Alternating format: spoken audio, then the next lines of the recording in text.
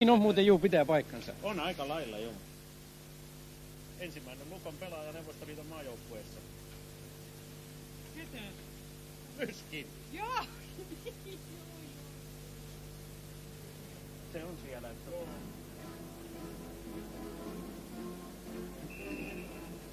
Eipä hän on montaa suomalaista pelaajaa ollut naapurin joukkueessa.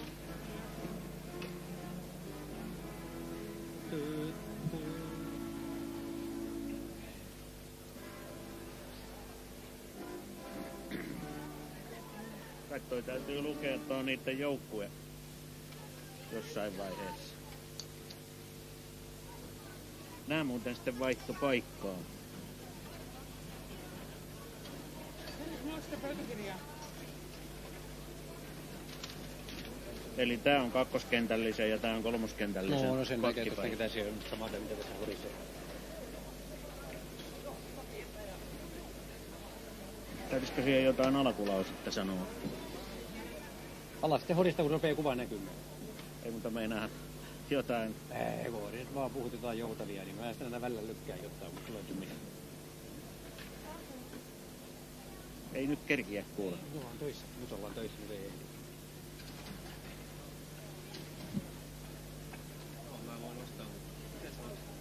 Monitori auki hei. Mistä se aukasi?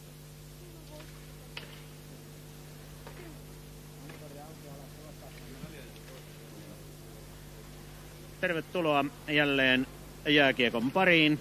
Näin myöhään keväällä. Harvemmin täällä näemme Forssassa jääkiekkoa ja nimenomaan näin tasokasta jääkiekkoa, jota tällä kertaa esittää Neuvostoliiton MM-kisoihin valmistautumassa oleva joukkue. Sen vastustajaksi on asettunut kotijoukkue FOPS, joka muutamalla vahvistuksella varustettuna ottaa yhteen tänään tuon maailmanmestareiden joukkueen kanssa. Neuvostoliitollahan on tällä hetkellä melko nuori ja kokematon joukkue tulossa maailmanmestaruuskisoihin. Ja niinpä tarvitaan tutustumista suomalaisiin kenttäolosuhteisiin ja yleensä tilanteeseen täällä Suomessa. Ja näin ottelussa seuraa ensimmäinen rangaistus ja se on tulossa Neuvostoliiton joukkueelle. Joukkueen numero 10, ja se on Pavel Bure. ZSKA:n pelaaja sai 2-minuuttisen koukkaamisesta, kun otteluaikaa oli ehtinyt kulua vain hieman yli minuutin, eli tarkemmin sanottuna minuutti 13 sekuntia.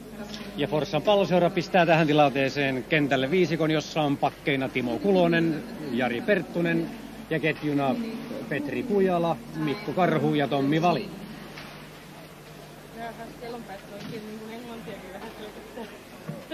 Ja kiekko Timo Kulosella maalin takana. Nyt sen saa Tommi Vali. Vali heittää päätyyn.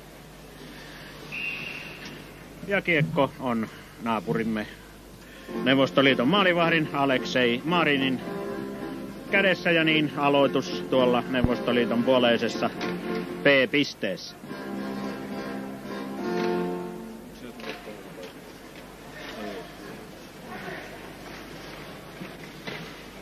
Ei lähde oikein Fopsin mylly pyörimään. Siellä otetaan sen verran kovasti miehet pois kiekosta, että tuosta ei tule sen kummempaa tunnu syntyvän.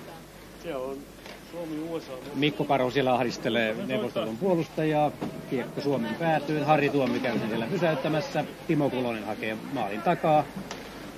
Ja samanaikaisesti joukkueet vaihtavat.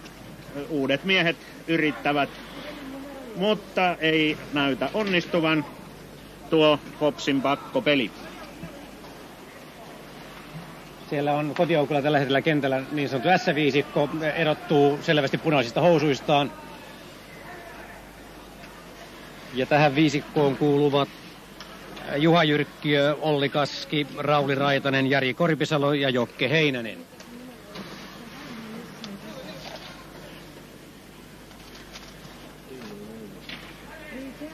Tehokkaasti Neuvostoliiton joukkue pyrkii estämään Fopsin pakkopelin. Onnistuukin siinä ja näin pääsee Neuvostoliitto hyökkäämään.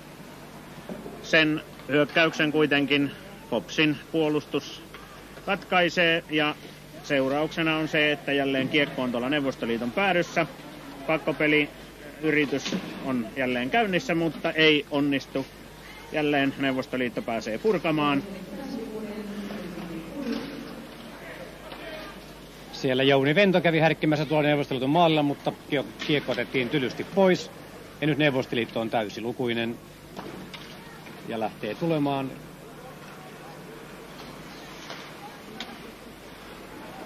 Laaksonen katkaisee.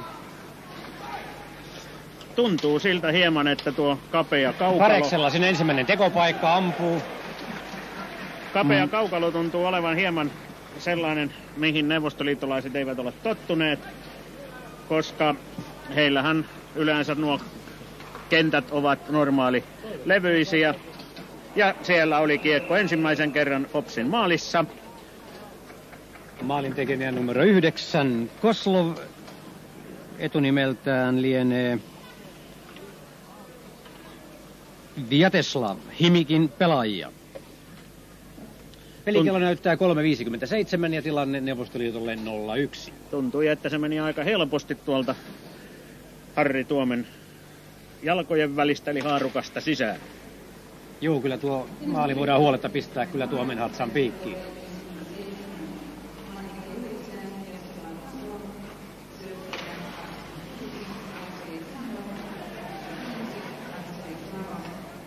Ja nyt ollaan taas vaikeassa paikassa. Nyt Tuomi torjuu erinomaisesti. Hanskekäsi haki kiekon tuolta vasemmasta yläkulmasta ja näin aloitus tuonne Forssan puolustusalueelle. Ja jälleen Fops heittää kentälle nuorisoketjunsa Karhu, Vali, Kujala, jonka takana puolustajina on Jari Perttunen ja Kai Ortio.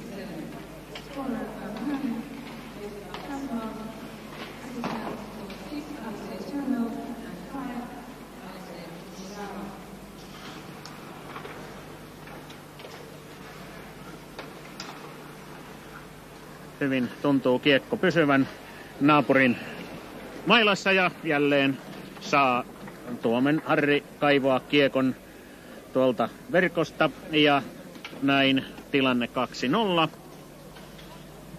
Kun pelikello näyttää aikaa 4.36 ja maalin tekijä oli numero 16 Vladimir Konstantinov.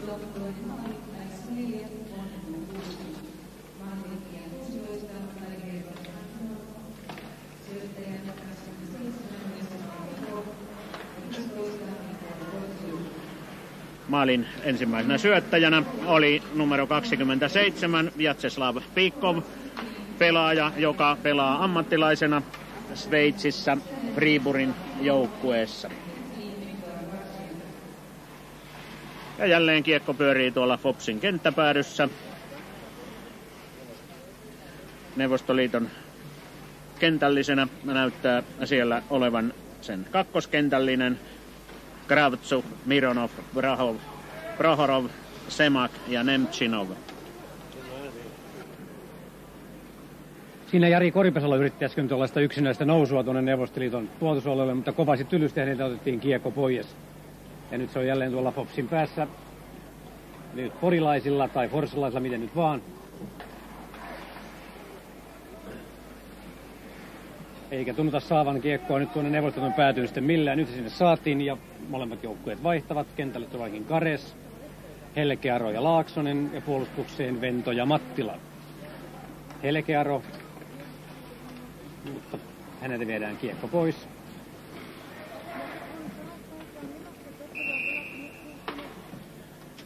Ja nyt tulee väärästä vaihdosta rangaistus.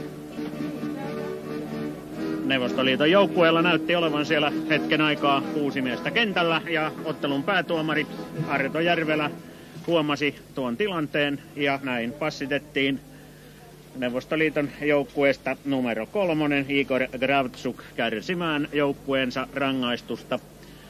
2-minuuttinen väärästä vaihdosta ajassa 5.57. Tämä rangaistu Kravtsuk on syntynyt 66, eli hän on 25-vuotias, 185-senttinen, 87-kiloinen, melkoinen järkäle. Tuntuu muuten siltä, että nuo Neuvostoliiton joukkueen pelaajat on aika isokokoisia kavereita, mutta silti melko nopea liikkeisiä. Eli eivät ole isoja ja kankeita, niin kuin sitä tavallisesti sanotaan. Ja nyt on Popsilla jälleen mahdollisuus yrittää miesylivoimalla ratkaisua. Kares antaa Helkärolle ja Laaksonen yritti siitä tehdä maalin, mutta tällä kertaa ei vielä ainakaan onnistunut. Mattila, Kares ja Kareksen laukaus, jonka maalivahti Marin torjui. Ja näin Neuvostoliitto lähtee purkamaan tuota pakkopelitilannetta. Kiekko Fopsin kenttäpäädyssä, josta sitä lähtee Mattila tuomaan ylös. Samanaikaisesti Fops vaihtaa, Ruusunen antaa puolustaja Jalosen Samulle, mutta syöttö ei onnistu ja näin on jälleen lähdettävä hakemaan vauhtia tuolta Fopsin omasta kenttäpäädystä. Jalonen antaa Lappeteläiselle, Lappeteläinen laitaan Rahikaiselle, mutta ei vain tunnu tuo pakkopeli nyt lähtevän käyntiin. Jälleen on haettava kiekko tuolta omalta kenttäpuoliskolta. Jalonen lähtee tuomaan sitä ylös.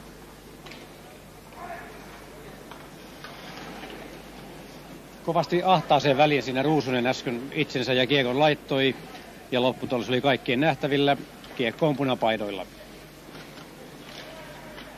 No nyt siellä Fops karvaa 3 miehellä korkealta ja se onnistui. Lappeteläinen menettää ja nyt tulee Neuvostoliitto 3-2 tilanteeseen. Kovin helposti tuntuu tuo miesten kiertäminen tuossa käyvän ja niin on 3. maali tosiasia ajan ollessa pelikellossa 8:02. Ja kukahan tuo maalin tekijä oli? Olisikohan se ollut tämä numero? Tuolta se kohta kuullaan.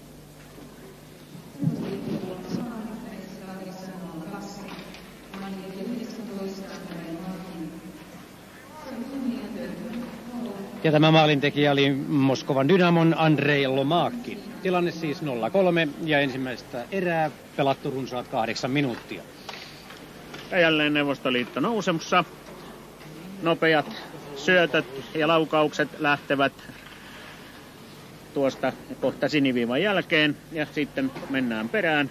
Ja näin saadaan tilanne hyvin nopeasti tuonne naapurin maalille, eli tällä kertaa Fopsin maalille. Ja näin Fops joutuu heittämään kiekon pitkäksi, jotta saadaan jälleen uudet tuoreet miehet kentälle. Ja nyt sinne tuleekin tuo S-viisikko, joka tällä kertaa on Fopsia vahvistamassa. Ja se, miksi Fopsissa on nyt vahvistuksia nimenomaan Sistä, johtuu varmasti hyvin pitkälle siitä, että Siä valmentaa tämän Viktor Tihonovin poika, Vasili Tihonov. Ja hän on myöskin täällä katsomossa ja kävi tuossa ennen ottelua jo varsin vahvoja neuvotteluita Mattila Jukan kanssa mahdollisista pelaajasiirroista ensi kaudella. Ja siellä S-viisikko saikin kiekon tuonne Neuvostoliiton puolustusalueelle ja siellä Korpisalo ampuu. Oliko ollut muuten Korpisalo vai oliko joku muu? Korpisalo. Kyllä se Korpisalo oli ja kiekko ja Heinäsen Jokke yritti sitä jatkaa siellä, mutta ei oikein onnistunut.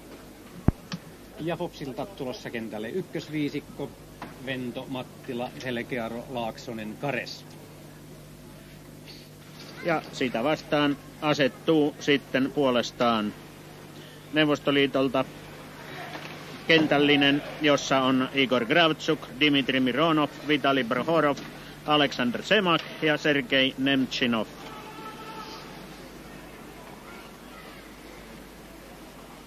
Joka on tällainen, sanoisinko, kokoelmaketju siinä mielessä, että siinä pelaa 4 eri seuran pelaajia. Siinä on sekä ZSKA:n, Kirillia Sovjetovin, Moskovan Spartakin ja Moskovan Dynamon pelaajia. Siellä Savi Mattila ehti listimään jo yhden punanutun tuonne laitaankin, ja se on ollut varsin harvinaista herkkua tässä ottelussa.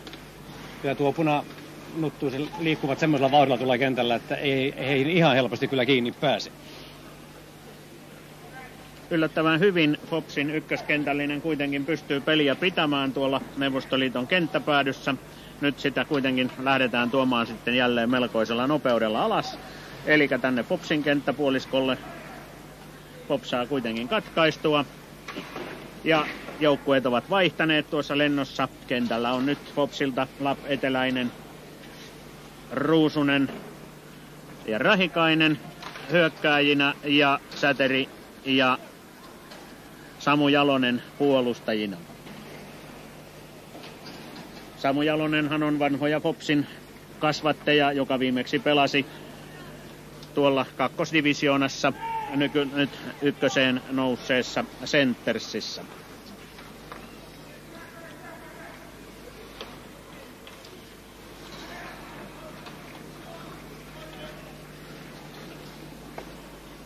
Ja edelleen tapahtuu tuo vaihtaminen lennosta.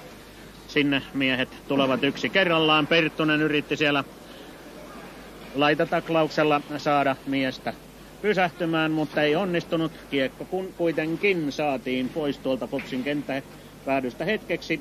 Siellä se kuitenkin jälleen on. Ja laukaus, joka oli kuitenkin melkoisen heikkoja, niin se pysähtyi sitten tuonne Tuomenhatsan mailaan.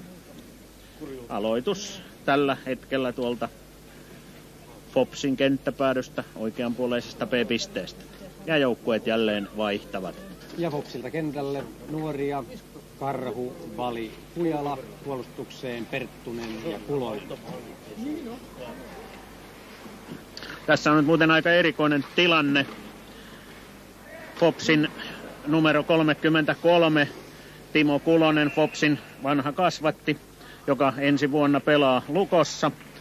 Pelaa oikeastaan seuratoveriansa vastaan, sillä Neuvostoliiton joukkueen toisena maalivahtina on numero 20 Vladimir Myskin, ensimmäinen Lukon pelaaja, joka pelaa Neuvostoliiton maajoukkueessa.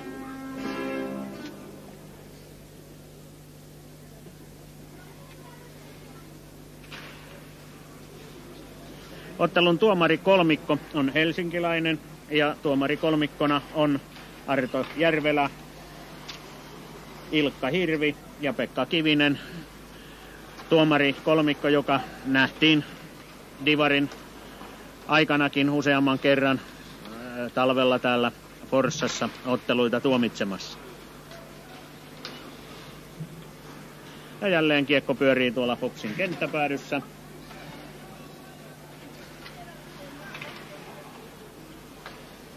Ja nyt se saadaan sitten siellä tänne naapurin päähän, päästään vaihtamaan joukkuetta ja jälleen S-kentällinen tulossa jäälle.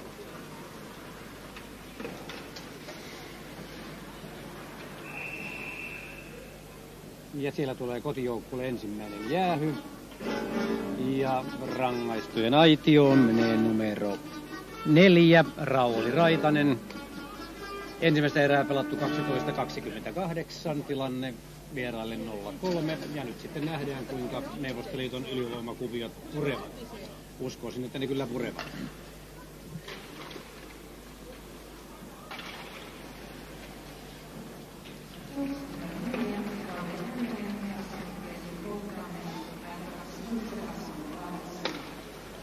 Ja niin lähdetään ottamaan vauhtia omasta kenttäpäädystä. Ja nopeasti päästään tuonne naapurin maalialueelle ja siellä se kiekko jälleen on. 12:48 näyttää pelikello ja vain 21 sekuntia ehti kulua Raitasen jäähystä, kun tilanne kääntyi 0-4.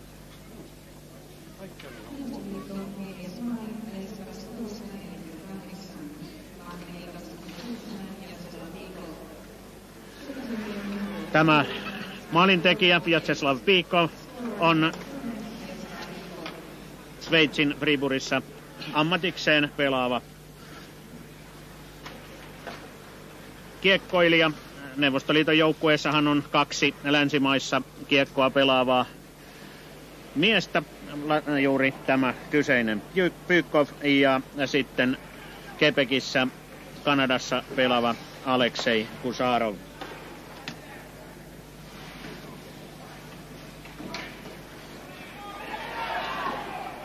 Ja siinä Mika Helkerö pääsi kokeilemaan Neuvostoliiton maalivahtiin Aleksei Marinin hyppysiä ja hyvin ne kestivät.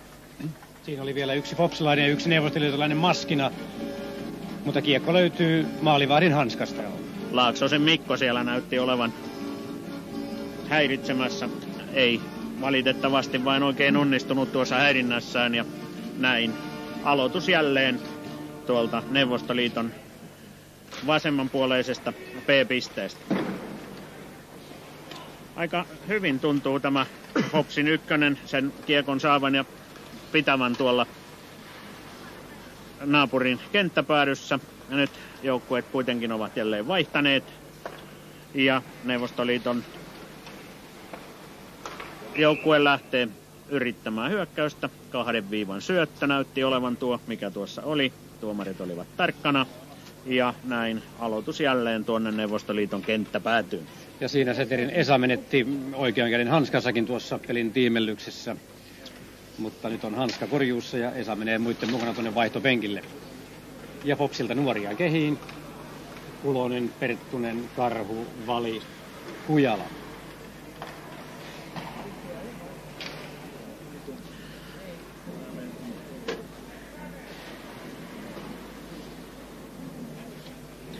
Kyllähän tämä varmasti on hyvää harjoitusta myöskin Fopsin joukkueelle. Saa vähän kokemusta, mitä on pelata tuollaista kovatasoista joukkuetta vastaan. Näitä tällaisia kokemuksia ei kovin paljoa Forssassa ole nähty. Ja jälleen kiekko maalissa. Pelikellon näyttäessä aikaa 14.30 on tilanne 0-5. Ja tämä on siinäkin mielessä fopsilaisille ja forssalaisille hyvää harjoitusta, että he ymmärtävät nyt, miksi pitää harjoitella ja treenata ja treenata ja treenata, jotta tulisi yhtä hyviksi kuin nämä punaisissa asuissa pelaavat jääkiekkoilijat. Siihen on kyllä pojilla vielä runsaasti matkaa.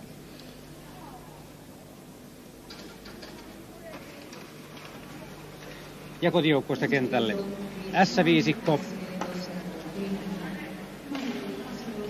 Siinä oli varsin toivoton yritys. Ja jälleen mennään lujaa tuonne Hopsin kenttäpäätyyn. Laukaus, jonka antoi Vjatseslav Usajev. Sen kuitenkin Tuomi torjuu ja näin pääsee hopsilaiset jälleen yrittämään. Yllättävä laukaus tuli Jokke Heinäseltä tuossa, mutta Marin torjui sen. Ja näin joudutaan hakemaan vauhtia jälleen tuolta omasta kenttäpäädystä.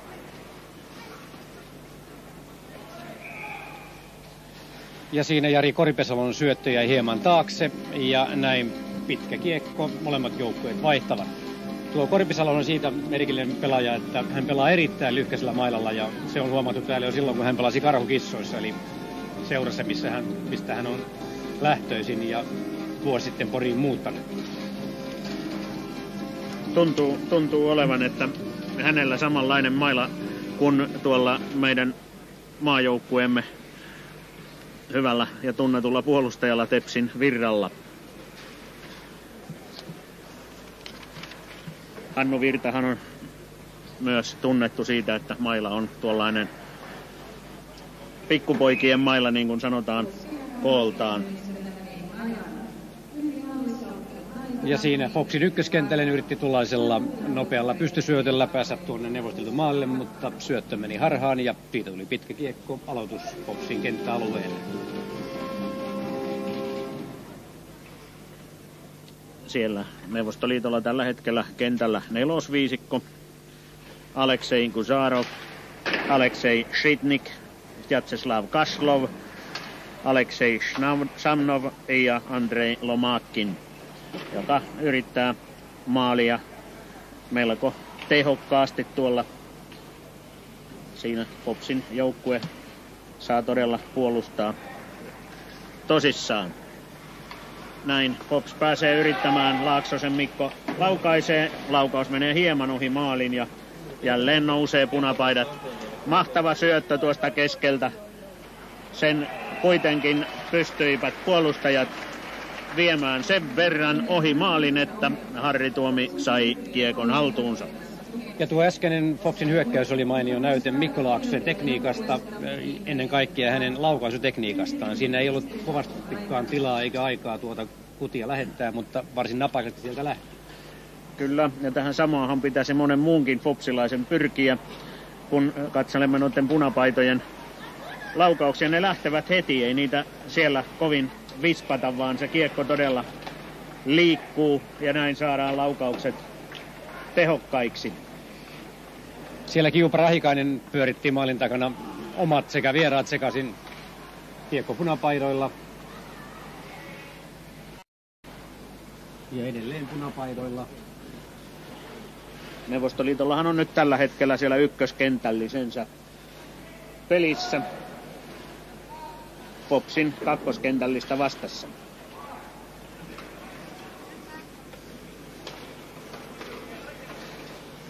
Ja siinä oli selvästi harjoiteltu kuvio. Siinä heitettiin niin sanottu sokkosyöttö, mutta siinä kiekko vastaanottaja ei ollut mukana kyllä samalla aaltopituudella, oli niin kuin rinnakkaisohjelman puolella, koska kiekko meni suoraan fopsilaisille.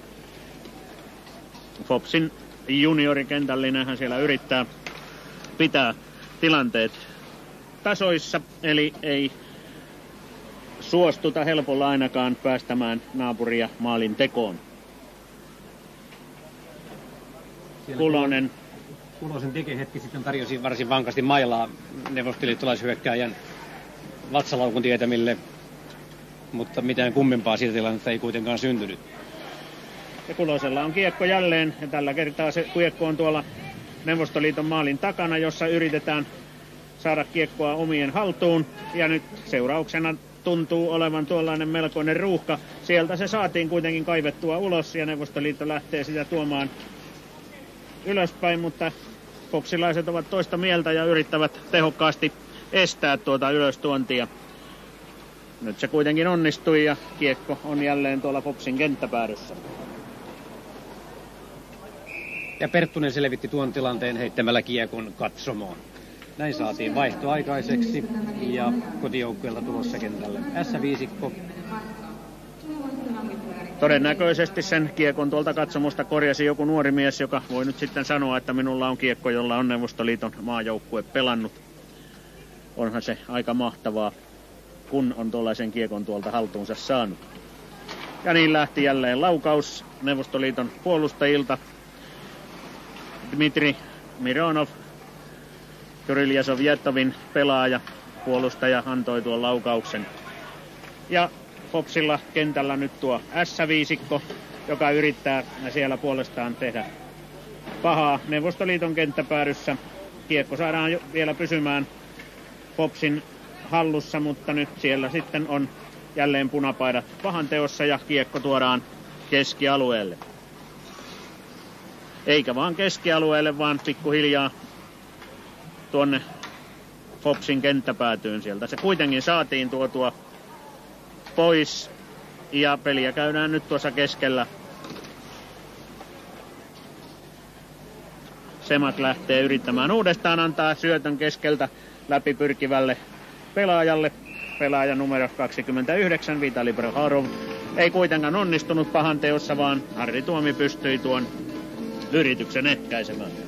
Siinä Vitali yritti uunottaa Tuomea tuosta maalin etukulmalta pois ja syötä kiekkoa siitä sisään, mutta Tuome ei ollut tällä kertaa kyllä ollenkaan menossa tuohon Tämä lankaan. On muuten Tuome Harrillekin hyvää harjoitusta ensi kautta varten.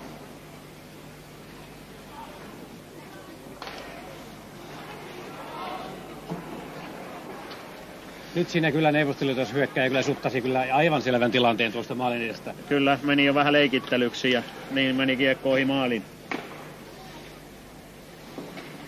Ja jälleen siellä on tuo Fopsin ykköskentällinen yrittämässä maalia. Kares, mutta häneltä kiekko saadaan pois ja näin Neuvostoliitto lähtee jälleen tulemaan ylös.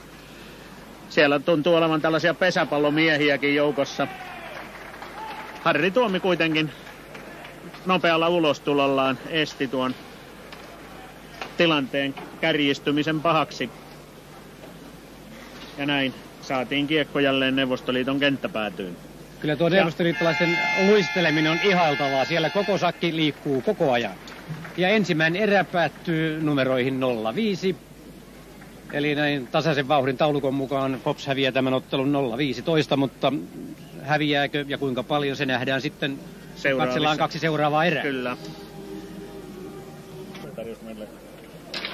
Ja toiseen erään lähdemme siis lukemista 0-5. Ja siellä Harri Tuomi ottaa tämän erän ensimmäisen torjunnan. Aikaa ehti kulua 6 sekuntia, kun ensimmäinen laukaus koitti Fopsin maalia. Oli tosiasia. Ja siinä Tuomi torjui toisen kerran. Tuomen torjuntaprosentti on tässä erässä huomattavasti parempi, ainakin toistaiseksi kuin ensimmäisessä erässä. Samu Jalonen.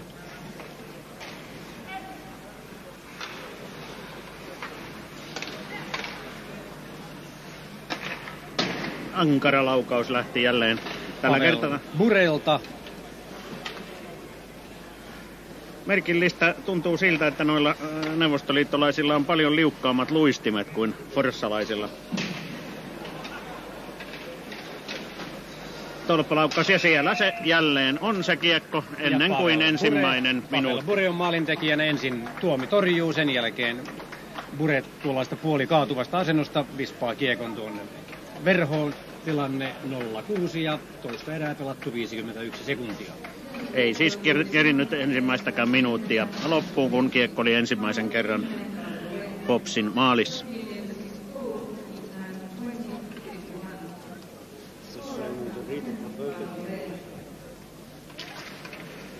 Ja Fopsilta kentälle Tommi Valin johtama viisikko.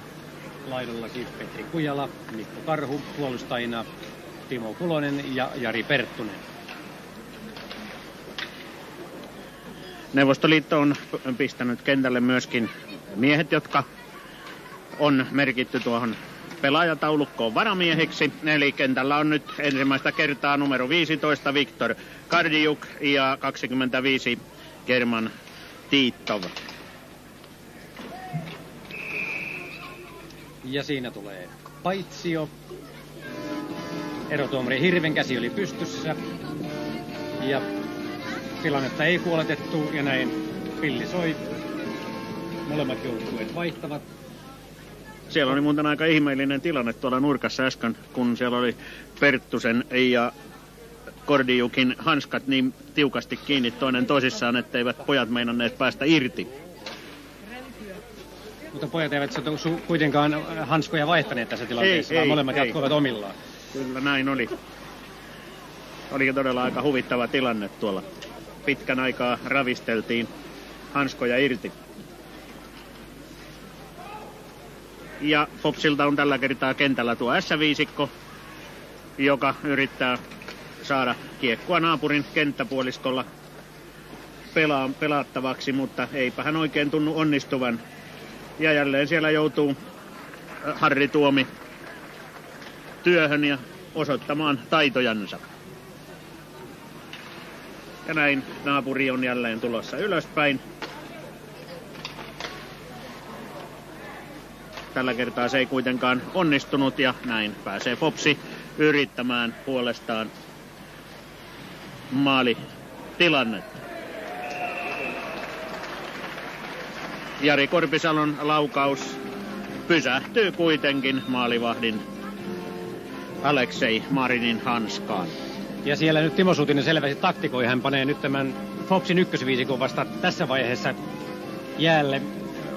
Sutinen on varmaan laskenut, että nyt Neuvostoliitolla on kaikkein heikoin koostumus tuolla kentällä. Joo, vaikka yllättävä tilanne kuitenkin, kun ajatellaan, että Neuvostoliitolla myöskin on ykköskentällisensä tällä hetkellä Fopsin ykköskentällistä vastassa.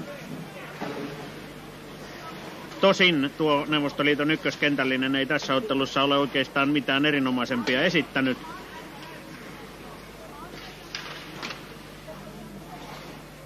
Nytkin tuo laukaus, mikä sinne Selehukinilta lähti, oli melkoisen kevyt laukaus ja sen Tuomi torjui. Kares lähti viemään kiekkoa ylös, vie yli siniviivan, antaa taakse Laaksoselle. Laaksonen heittää tuollaisen rystypuolen heiton tuonne ja Helkearo antaa kiekon Mattilalle. Ja näin syntyy ensimmäinen Fopsin maali, jonka tekee numero 30 Ilkka Kares. Ja tuo oli sellainen maali, että tuosta 80 kannattaisi hakea tuo kiekko tuolta maalin perukolta ja säilyä se vaikka kurkkupurkkiin loppuelämänsä ajaksi. Harva jätkä on heittänyt Neuvostoliiton A-maajoukkueen maaliin kiekkoa. Ja aikaa tuohon Fopsin ensimmäiseen maaliin ehti kulua pelin alusta 23 minuuttia ja 8 sekuntia. Tehokkaasti tuo Fopsin ykköskentällinen vaihtonsa tällä kertaa hoiti.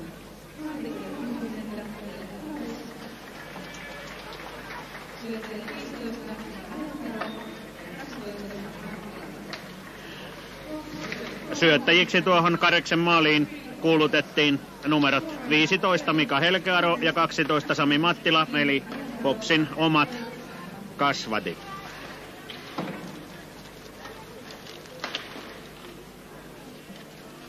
Tällä hetkellä peliä kuitenkin käydään jälleen tuolla Fopsin kenttäpäädyssä. Nyt se sieltä saadaan tänne keskialueelle. Säteri antaa tuonne Neuvostoliiton päätyyn. Ruusunen yrittää kiekkoa, mutta ei siihen ehdi, kun Neuvostoliiton puolustaja numero 5, Aleksei Kuzarov, Quebecissä, Kanadassa pelaava ammattilaispelaaja, vei kiekon tuonne Neuvostoliiton hyökkäyspäätyyn, eli Fopsin puolustuspäätyyn, kuinka vain. Ja siellä sitä nyt pelataan. Samu Jalonen tuo kuitenkin nyt keskialueelle kiekon ja lähtee viemään sitä ylös. Kovin epätoivoiselta tuo yritys kuitenkin näyttää ja näin on jälleen naapuri tulossa. Siinä Jalosen kankku siirsi neuvostoliiton pelaajan tuonne laitaan varsin köykäisen näköisesti. Kyllä sitä osataan näköjään Suomessakin. Saa nähdä mitä sitten seuraa. Hyvin näyttää punanuttujen peli pyörivän. Hetkeksi Jalonen sai kiekko haltuunsa, mutta sen jälkeen se olikin jälleen punanuttujen hallussa. Ja näin peliä käydään tuolla Fopsin kenttäpäädyssä edelleen. Konstantinovin laukaus meni hieman ohi maalin. Ja näin sitten Fops pääsee yrittämään kiekon tuontia ulos. Ei onnistu tuolta omalta kenttäpuolelta puoliskolta, eli kenttäpäädystä. Kiekon tuonti. Edelleen siellä pelataan. Nyt on tulossa kuitenkin jäähy, sillä Konstantinov ajoi Fopsilaisen selkään ja näin on päätuomari Arto Järvelällä käsi pystyssä ja Hatsa Tuomi luisteli ulos ja seurauksena siellä on nyt todennäköisesti toinenkin jäähy.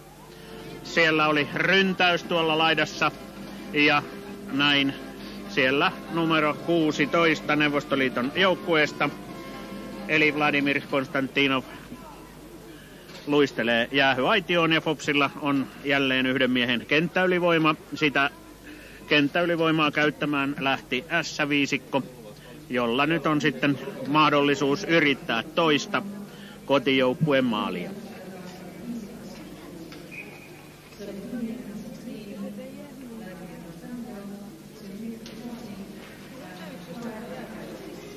Tapasin tuossa ennen ottelua Satakunnan Kansan urheilutoimituksen päällikön Jorma Paallosalon ja hän kovasti ihmetteli, että mitä varten tämä ottelu pelataan täällä. Miksi sitä pelattu Porissa, että Porin tähän otteluun oltaisiin saatu varmasti 3000 katsojaa, saattaa olla hyvinkin totta. Mutta eiköhän tilanne on niin, että Porissa nähdään useammin tällaista vähän tasokkaampaa jääkiekkoa kuin Forssassa. Kyllä tämä aivan hyvä on jääkiekolle, että sitä tuodaan tänne maakuntaankin, eli vähän muillekin alueille kuin nuo liigajoukkueet ovat.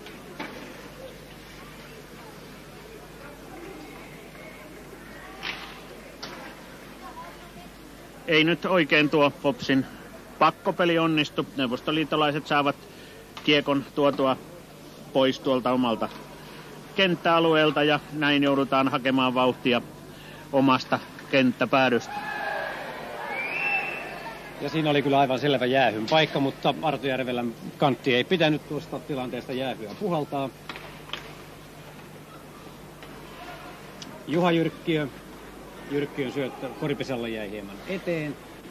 Fops vaihtaa samanaikaisesti, sinne tulee ykköskentällinen, tuo äskeisen maalin, sinne Neuvostoliiton maaliin pelannut viisikko. Aika nätti syöttö, karuselli tuossa meni, mutta valitettavasti tuo syöttö meni sitten liian pitkäksi ja näin se on jälleen Fopsin kenttäpäädyssä. Jouni Vento lähtee sieltä vauhtiin. Joutuu kuitenkin antamaan taakse Karekselle ja Kares lähtee viemään kiekkoa tuonne naapurin kenttäpäätyyn. Hän pystyy pitämään kiekon aika mukavasti, antaa se Helkearolle. Helkearo tuolta maalin takaa Laaksoselle, Laaksonen takaisin Helkearolle ja nyt näyttää siltä, että Popsin pakkopeli pyörii, ei kuitenkaan kovin kauaa. Ja samanaikaisesti Neuvostoliitto tuli täysilukuiseksi. Tuo tilanne, mikä tuossa äsken oli muuten mielestäni 2 viivan syöttö, sillä ennen kuin Neuvostoliiton jäähyltä tullut Konstantinov koski kiekkoon, niin kiekko oli selvästi yli punaviivan.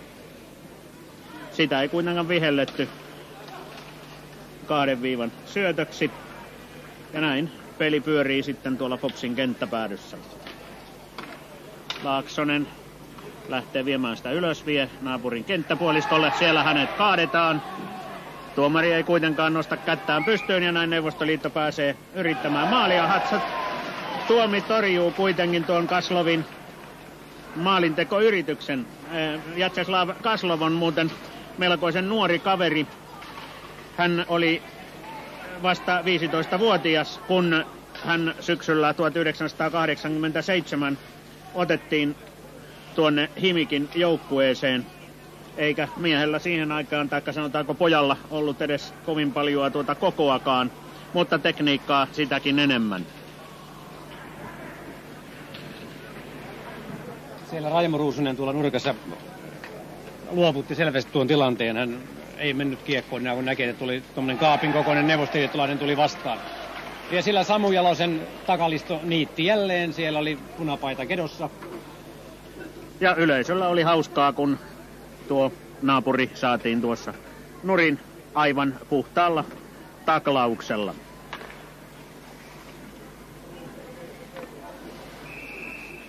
Näin. Tuomi rauhoittaa kyllä tilanteen, näin saadaan vaihtoaikaiseksi ja noita nopeita vaihtoja tässä ottelussa varsinkin kotijoukkue tarvitsee. Naapurilla on sen verran paljon tuota tempoa päällä. Vielä tuosta Jatseslav Koslovista. Hänhän oli sinänsäkin erikoinen kaveri, että hän oli vasta 15-vuotias, kun hän pelasi alle 18-vuotiaiden joukkueessa ja saavutti Euroopan mestaruuden.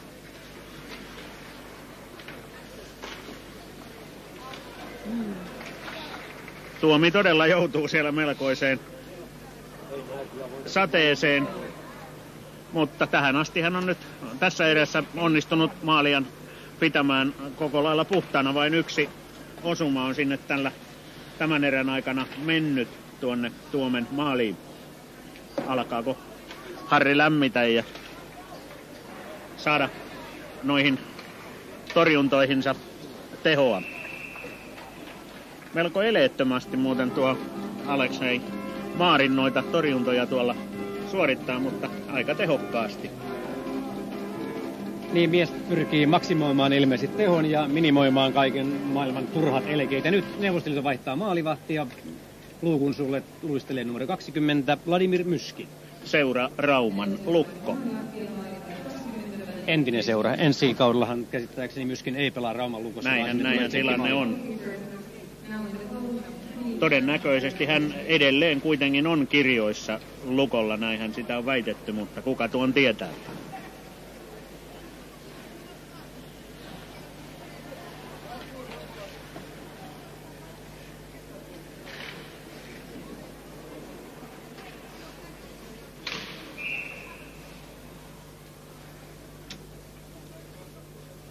Pitkä kiekko, siinä Jari Korpisalo ei tuohon kiekkoon ehtinyt ja näin kiekko työnnä tuonne Hopsin puolustusalueelle ja siellä Harri Tuomi korjailee vähän vehkeitäänkin, mutta jälleen on kaikki kunnossa.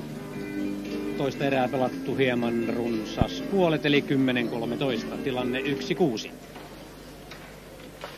Ja Konstantinovin laukaus, joka menee vain pikkusen ohi maalin osuen tuohon sivuverkkoon, josta se sitten kimpoaa tuonne kentän päätyyn. Kiekko säilyy kuitenkin edelleen punapaidoilla. Jälleen laukaus, jonka Harri Tuomi torjuu. Ja näin lähtee Pops nousuun.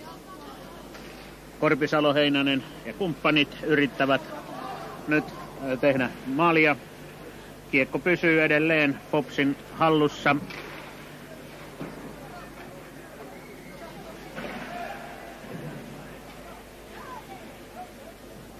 kyllä se siellä nurkassa edelleen on kotijoukkueen pelaajilla, vaikka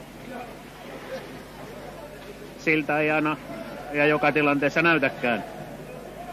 Siellä S5 on saanut melkoisen myllytyksen tuonne Neuvostoliiton maalin tuntumaan, tosi vain tuntumaan aivan maalintekopaikalle, sinne ei päästy oikeastaan kertaakaan. Ja nyt tulee Kamenski. Edelleen Kamenski. Jyrkki ja Juha siellä kuitenkin sai kiekko haltuunsa ja näin se tuotiin keskialueelle ja Pops vaihtaa. Kentälle tulee jälleen ykkösviisikko Helkearo, Kares ja kumppanit. Siinä Pavel Bure pelasi loistavan tilanteen Tiittoville, mutta Tiittovi ampui tuosta noin metristä lähestulkoon saman verran ohi. Ja siellä Tuomi pelästyi ja nyt kiekko putosi, mutta se olikin joku teipinpala, mikä tipahti suojista tai jotain vastaavaa. Kiekko pysyy tukevasti kyllä tuolla miehen hanskassa. En tiedä mikä tuo teippi on, kovin hän sitä nyt sitten asettelee tuonne hanskansa pohjalle. Onko se joku tarra, johonka kiekko sitten tehokkaasti pysähtyy vai mikä tuo lienee ollut. Sinne se kuitenkin survottiin hanskan pohjalle. Ja jälleen laukaus kohti Popsin maalia. Kares saa kuitenkin kiekon, antaa Helkearolle. Helkearo Vennolle, Vento Mattilalle ja niin Kares pääsee jälleen tuonne maalin tuntumaan. Valitettavasti laukaus lähti kuitenkin liian myöhään ja niin siihen pääsi punanuttu väliin ja näin tultiin toiseen päähän. Siinä Ili hieman herkutteli ja piti ottaa vielä yksi veto ja ampua vasta sitten, mutta se on näissä ympyröissä hieman liian pitkä aika. Ampua pitää heti kun tilanne tulee.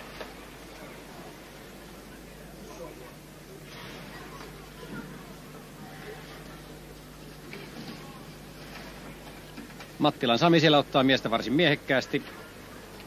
Kares, Helkearo. Ja Helkearo antaa tuohon laukaisupaikkaan yrittävälle Mikko Laaksoselle, mutta hänet vietiin melkoisen tehokkaasti ohi tuosta laukaisupaikasta ja näin naapuri korjasi kiekon. Ja jälleen ollaan sitten tuolla Popsin kenttäpäädyssä. Laaksosen Mikko kuitenkin naapurien yritykset siellä torjui ja antoi kiekon tuonne päähän saadakseen aikaan vaihdon. Ja samanaikaisesti sitten Fox todella lennossa vaihtaa. Samu Jalonen siellä tehokkaasti pistää miestä tuonne laitaan ja melkoinen sähellys siellä maalin takana on. Rahikainen antaa keskelle. Sokkosyöttö, joka meni tällä kertaa aivan nappiin. Ruusunen kaartelee siellä, ottaa löysät pois. Siinä on vetopaikka nyt Jaloseen, nyt lähtee. Ja aikamoinen. Ja siinä, ettei mennyt ihan verkkoon saakka. Kyllä, se oli aivan siellä maaliviivalla, kun myöskin sai hanskansa tuon kiekon päälle. Ei siinä todella maali kovin kaukana ollut. Tämerähän on mennyt Foxilta hienosti. Tilanne on 1-1 tässä toisessa edessä. Ja sentään pelattu jo 13,5 minuuttia. Ja jälleen Säterillä maalintekotilaisuus. Ja Ruusunen vielä ohjailemassa, mutta eipä ollut onni myötä.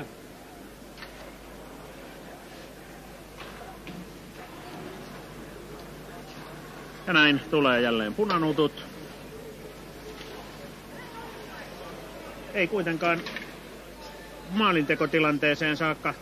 Siellä popsilaiset pääsevät tuon tilanteen katkaisemaan, mutta vain hetkeksi. Melkoisella vauhdilla siellä kierretään ja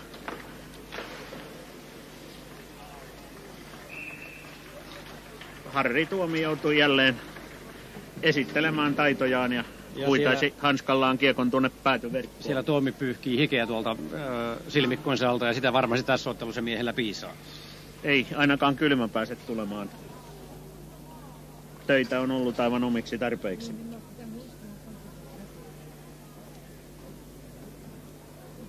Ja kyllä tuolla Neuvostoliiton maajoukkueessakin tuntuu vielä jonkinlainen hierarkia toimivan, sillä nyt kentällä oleva numero 6 tuossa hänen nimensä on kirjoitettu alkuperäisellä kirjaimella tuonne numeron yläpuolelle, kun muilla on sentään näillä kansainvälisillä kirjaimilla.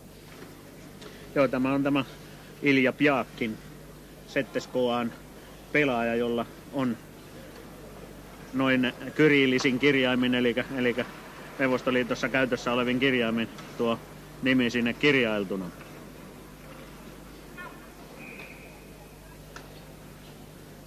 tuossa Neuvostoliiton joukkueessa on muuten eräs koripalloilijan mitat täyttävä pelaaja, tuo Vladimir Malahov numero 4, jolla on mittaa kunnioitettavat 190 senttiä.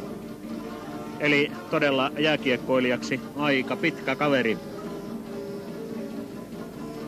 Samankokoinen mies tosin kyllä löytyy Fopsinkin joukkueesta tällä kertaa, eli tuo Fopsin kasvatti Timo Kulonen, jonka mitta on suurin piirtein samaa luokkaa.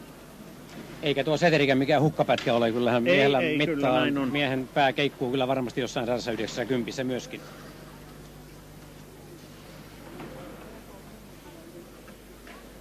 Tiukasti siellä taistellaan tuolla kentän laidalla. Yritetään estää naapuria pahanteosta. Ja sinne se kiekko jälleen menee Tuomeharrin suojusten alle ja näin maali varjeltuu. Tuomi kaatui siinä 100% oikeaan aikaan kyllä. S-viisikko tulee kentälle.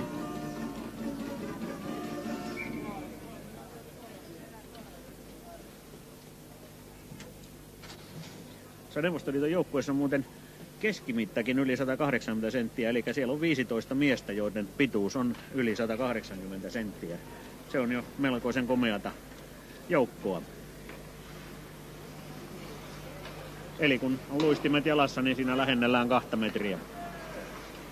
No niin, ja nyt on S-viisikolla mahdollisuus tehdä maali. Se ei ihan onnistunut. Kova laukaus sieltä lähti, mutta meni hieman yli ja ohi maalin.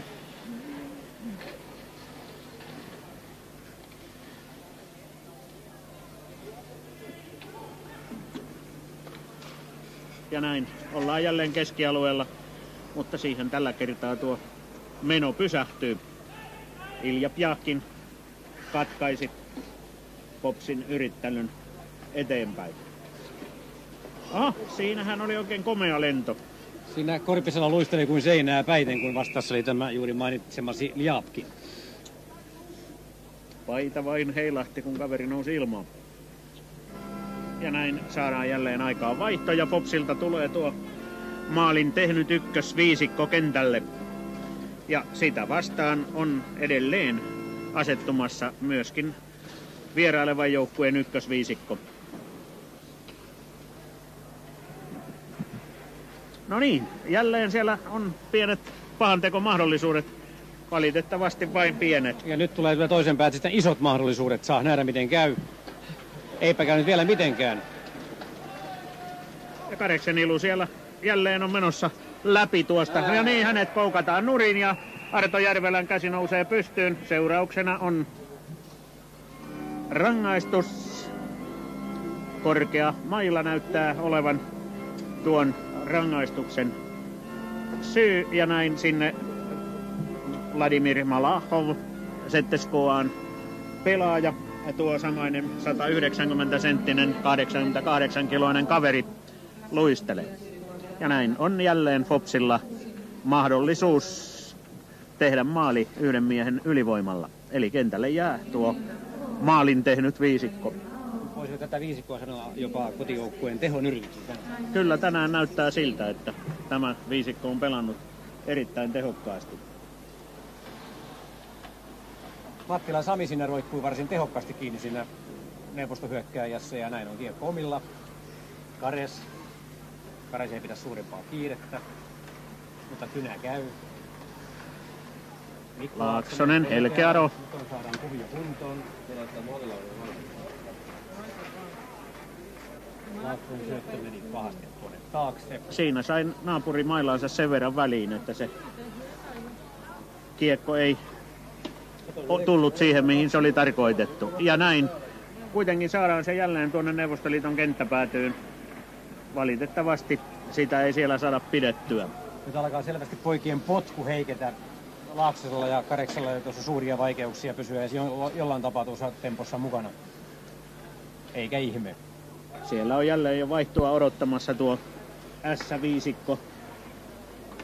Ja se tässä tuntuu olevankin sellainen tehokas juttu, että vaihtoa tehdään mahdollisimman nopeasti. Olisi pitänyt tehdä ilmeisesti vielä nopeammin, sillä siinä nyt pääsi Tiitto tekemään kyllä kovasti helposti. Siinä ei ollut pakeista tietoakaan tuossa maalineessa.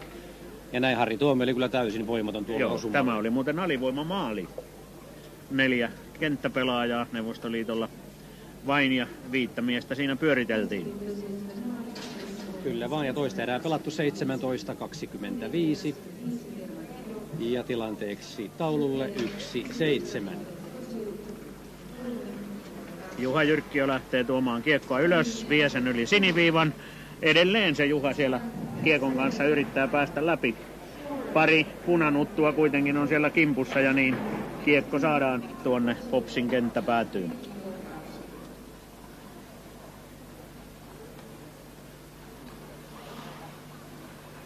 Noin sitä lähdetään tuomaan ylöspäin.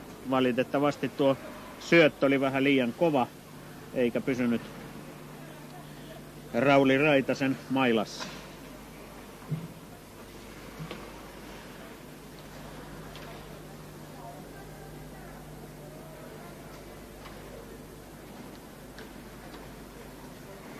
Ja näin Neuvostoliitto jälleen tulee. Ja nyt se Neuvostoliitto on täysilukuinen. Fox ei pystynyt tuota tilannetta käyttämään hyväkseen. Siinä kuitenkin oli sellainen melkoisen tehokas laukaus. Siinä myöskin joutui voimistelemaan aika lailla saadakseen kiekon pysähtymään. Ja tuon laukauksen lähetti Jari Korpisalo tuolla lyhyellä mailalla. Ei se näköjään se laukauksen voima ole mailan pituudesta kiinni. Ei, taitaa olla päinvastoin, että sillä lyhkäisellä mailalla saa tehokkaamman laukauksen.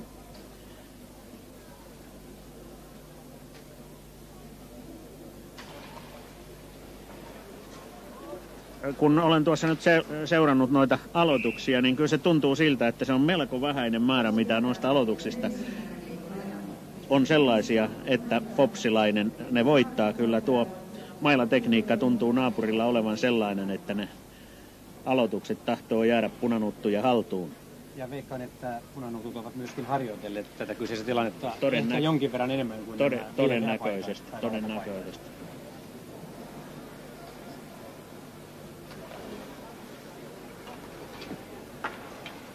Ja siinä oli selvä paitsio, ja sen huomasi myöskin erotuomari Hirvi. Ja harvinainen tilanne, kumpikaan joukkueesta ei vaihda. Vauhti tuntuu muuten aina näin erän lopussa hieman hiipuvan myöskin näillä punanutuilla. Eli harjoitusta sitä tunnutaan tarvitsevan sielläkin ennen MM-kisoja. Liekö sitten ollut liian pitkä tauko heidänkin sarjansa päättymisestä tähän? Ja näin kiekko on jälleen siellä Fopsin maalissa, kun toisen erän viimeinen peliminuutti pyörähti käyntiin. Ja tilanne 1-8.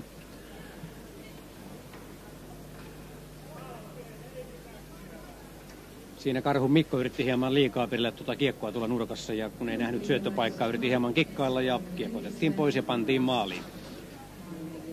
Ei näitä poikia vastaan ole aikaa suuremmin kikkailla. Aleksei Shamnov oli tuo Ja tuleeko heti maalintekijä. perään uusi? Kyllä tulee. Tulee. Ja Pavel Bure harhautti Harri Tuomen jäihin ja pani kiekon reppuun. Ja tilanne on 1-9. Näin ne tilanteet jääkiekossa nopeasti vaihtelevat. Muuten vielä kerkiäisivät neuvostoliittolaiset tekemään myöskin tässä erässä 5 maalia, jos se tätä tahtia menee. Kyllä, kyllä. Nythän niitä on koossa vasta 4 tässä. 4 tässä erässä. Ja Pavel Bure siinä näytti, mikä hän on miehiään, että hän kyllä irtosi tuohon tilanteeseen salaman nopeasti. Kyllä. Melkoisen tehokkaasti tuota mailaa tuossa käytetään ja jälleen annetaan Bure. miehelle tilaa. Mutta nyt Tuomi torjuu. Jaha, ja Pops laittaa jälleen tuon tehonyrkkinsä kentälle. Näinköhän tuo ykkösviisikko pelaa tämän erän loppuun. Aikaa siihen on 37 sekuntia, eli juuri tuollainen sopiva vaihdon mitta. Ja Neuvostoliitto pitää edelleen tätä Buren kenttää, sillä se on nyt pelannut jo vissiin 1,5 minuuttia. Sitä ei tunnu tämmöinen happikato mitenkään vaivaavan. Siellä löytyy potkua vähän pidempiinkin vaihtoihin. Kares Antaa mahtavan syötön, ja siellä on! Panee kiekon reppuun! Komeasti meni sieltä mailakäden puolelta Myskinin ohi kiekko. Ja siellä oli. Syöttö oli todella mahtava, minkä Kareksen Ilkka antoi tuohon Mikolle ja Mikko oli sopivasti katsonut paikan mistä mennään ja niin mentiin kanssa ja kiekko maaliin, eli tilanne 2-9. Ja siinä Mikon laukaus oli kyllä 100%, se oli aivan tuolla takakulmassa, niin sanotusti grogilasin korkuisena.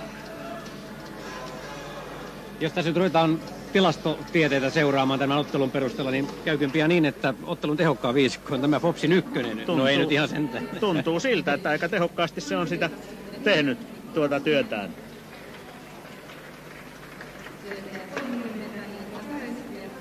Ja nyt on tilaa jälleen kyllä tehdä mitä vaan siellä, mutta erehtyy se näköjään punanuttukin avopaikasta. Kyllä, mutta koko ajan se kiekko siellä pyörii naapurilla. Vielä on paikka, Tuomi peittää 3 sekuntia toista erää, eiköhän tämä erä pääty lukemiin 2-9, tai mistäpä sitä tietää. Mutta huomaatko muuten, siellä on edelleen se purenketju. Pitää täysin paikka, se on nyt pelannut jo varmastikin 2,5 minuuttia samaa vaihtoa, ja pojilla sen kun potku vaan tiukkenee. Ja jokainen aloitus jää kyllä heidän haltuunsa. Ja näin toinen erä päättyy tilanteessa 2-9.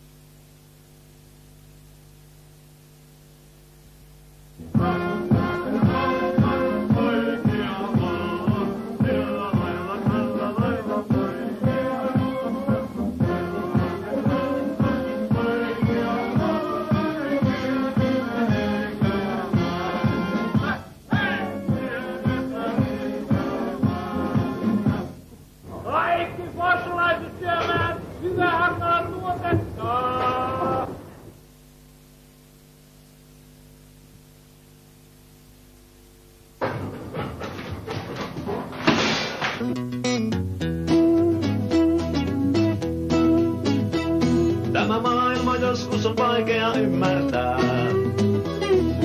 Onneksi sentään helpotusta suo. Koko perheen tiedon janoon uutisnälkään. Painomusteen tuoksu tuo. Ja polkee taas mummo vanhalla pyörällään.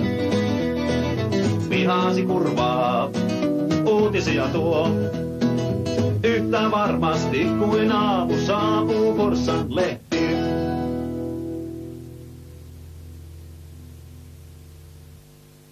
Kesport kannustaa liikuntaan. Näin keväällä moni aloittaakin kuntoilunsa, ja Kesportin asiantunteva henkilökunta opastaa sinua mielellään varuste- ja välinehankinnoissasi. Lenkkeilijälle tärkein varuste on kunnolliset lenkkijalkineet. Tule sovittamaan ja valitsemaan suurvalikoimastamme juuri sinun jalkaasi sopivimmat kunnon tossut. Pyöräily käynnistyy myös näinä aikoina. Suosikkeja ovat maastopyörät, mutta enemmistö toki ajaa edelleen tavallisella pyörällä. Tunturipyörän valmistama Nopsa on Kesportissa entistä tyylikkäämpänä. Kevättä rinnassa ja Kesportissa. Tervetuloa Kesport Mertaan.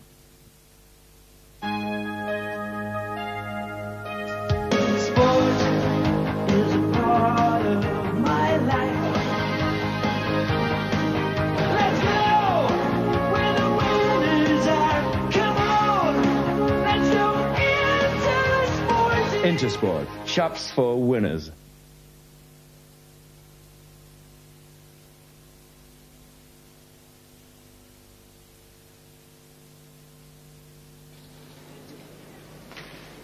Ja näin jälleen alkoi peli, eli 3. erä. Kulosen Timo yritti saada kiekkoa pois omalta alueelta, mutta ei oikein onnistunut vielä. Eli peli pyörii nyt tuolla Popsin kenttäpäädyssä. Nyt se saatiin sitten tuonne keskialueelle.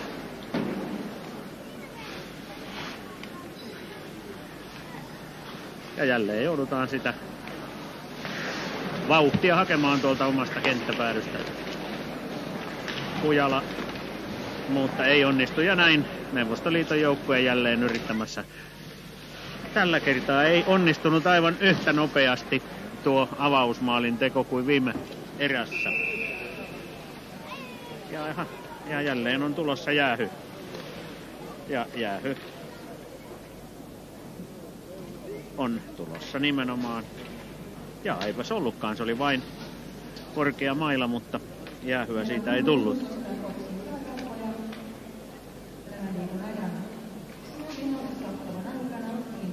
Pops vaihtoi kentälle, tuli S5 ja saman tien vaihtoi myöskin Neuvostoliiton joukkue ja heiltä kentälle tuo kolmoskentällinen Pjakin, Shirjajev, Vartalnov, Puchajev ja Shelepuhin. Ja näin jälleen yritetään maalia. Harri Tuomi sai kuitenkin tuon tällä kertaa estettyä. Tilanne oli paitsi jo hieman liian kauan. Rauli Raitanen kikkaili tuon kiekon kanssa. Ja näin pääsivät omat miehet yli siniviivan ennen kuin kiekko.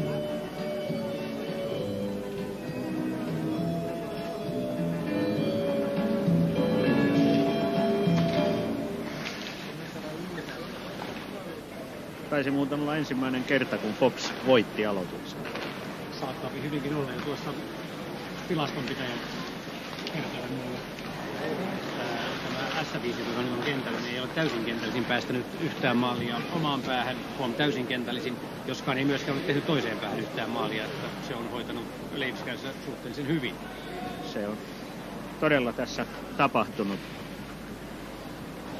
Mikä muuten oli tilanne tuon Popsin ykköskentällisen suhteen? Montako maalia oli tehty heille?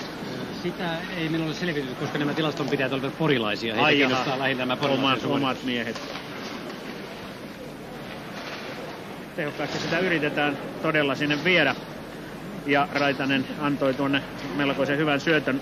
Sitä ei kuitenkaan kentälle tullut Helkearon Mika saanut haltuunsa, ja näin lähdetään hakemaan vauhtia tuolta omasta kenttäpäädystä. Jälleen oli Laaksosen Mikko asettunut tuonne melkoisen hyvään paikkaan. Kiekko kuitenkin tuli hieman huonosti hänen mailaansa, ja näin ei tilannetta nyt mennään päästä. kovaa toiseen päin. Ventokan ei ole mikään hidas, mutta eipä ihan aivan ehtikä sen verran mukaan kuin pitikin. Ja löi pikkasen käsille, ja siitä miehelle 2 minuuttia. Oli muuten vasta toinen jäähy popsilaisille tässä ottelussa, että hyvin siistiä peliä tuo on ollut.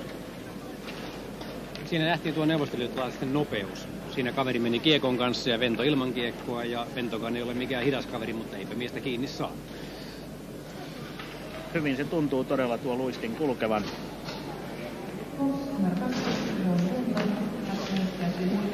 Ja näin on nyt sitten punanutuilla ylivoima kentällä, ja siellähän se kiekko tuntuu pyörivän.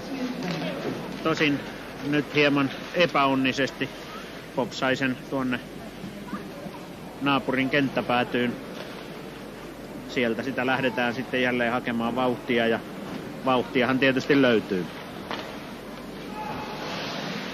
Ja näin ollaan jälleen Popsin kenttäpuoliskolla, mutta ei ole oikein tarkkoja nuo syötöt nyt naapurijoukkueellakaan.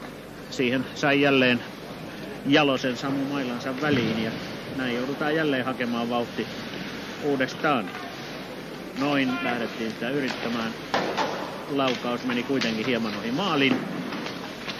Kiekko säilyi naapurilla, kunnes Säteri sai sen sieltä pois, ja kiekko saatiin heitettyä tuonne naapurin kenttäpäätyyn. Ja näin Rahikainen sai Popsille aikaa vaihdon suorittamiseen. Kevyt tuntui tuo Kujala olevan tuolla noiden punapakkien käsittelyssä. Hyvin helposti se kiekko tunnutaan saavan pois popsilaisilta. Onko siinä kenties jonkinnäköistä kunnioitusta tuota naapuria kohtaan, vai mistä johtuu, että naapuri yleensä saa nuo katkot aikaiseksi? Nyt kuitenkin Valin Tommi, mutta ei riittänyt nopeus eikä riittänyt itseluottamus. Tommi teki tuollaisen hätäratkaisun, ja kaikki näimme, mitä sinne sitten tapahtui.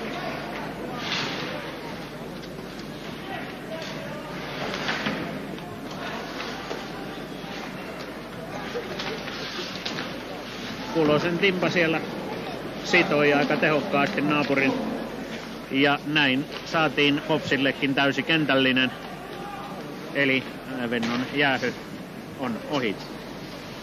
Ja tällä kertaa tuo 2-minuuttinen meni ilman takaiskua.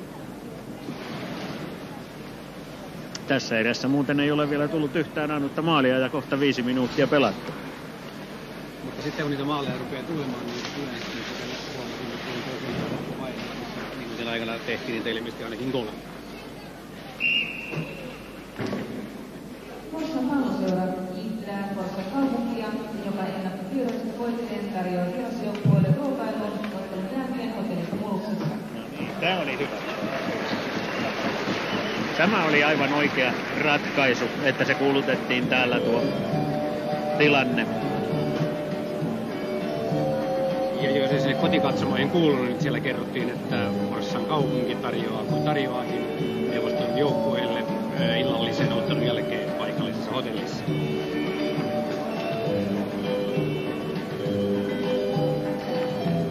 Ja siellä paikataan erotuomari E3 kättä.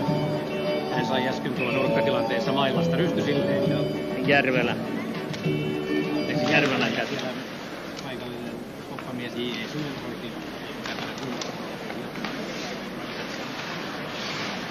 Ja jälleen siellä pyöritetään kyllä melkoisen tehokkaasti, mutta niin siinä vain otettiin kiekko pois punanutulta ja Popsin joukkueen S-vahvistukset siellä saivat aikaan maalin.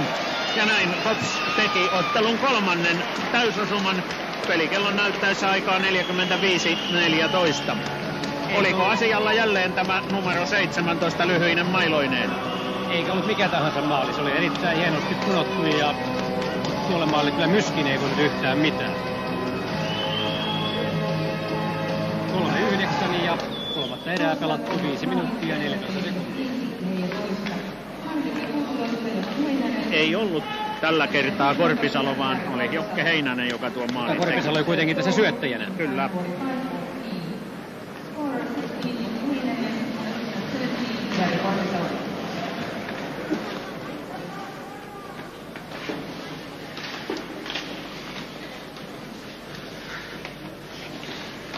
Nuori Kaslov siellä maalin edessä äsken yritti pahojaan.